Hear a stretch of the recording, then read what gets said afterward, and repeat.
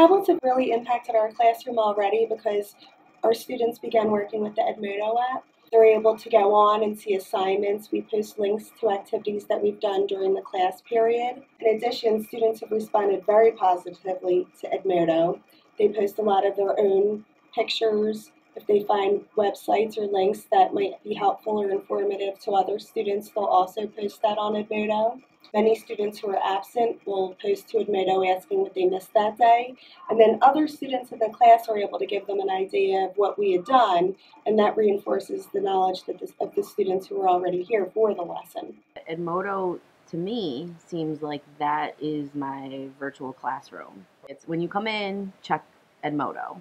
So it's our communication center. The way it was explained to me was Edmodo's like Facebook. Well, I'm on Facebook like other adults. I see people's pictures, but for the students, it becomes where they pick up their assignment and where they communicate with each other. So in Edmodo, I've got all of my classes set up, but then in every class, I broke my students out by book.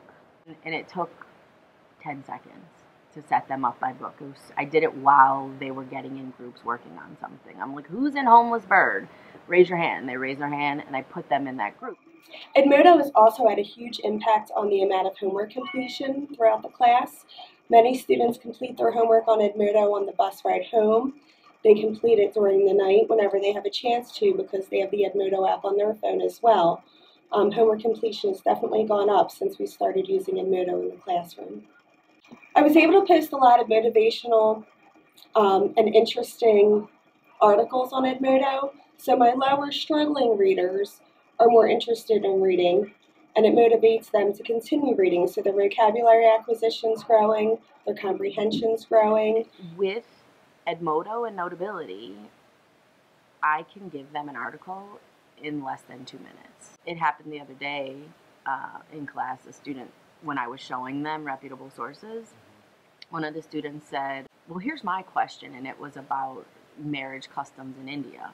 How come they're allowed to get married at 13 when the law is you should be 18?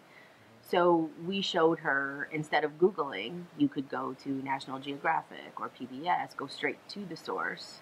So we pulled it up, and it was a current article from this year, 2014, about a woman who her dowry wasn't large enough and her husband refused to marry her. It was an article that, had I had a couple of minutes, obviously, to make sure there was appropriate information in there, I could have sent it to every student reading Homeless Bird, just on the fly. We're doing a unit on cyberbullying in one of the workshops. The students will be able to use their tablets to make videos, and we could broadcast those advertisements on Edmodo in our Google community, and also throughout the lunches in the cafeteria on the TVs there as well.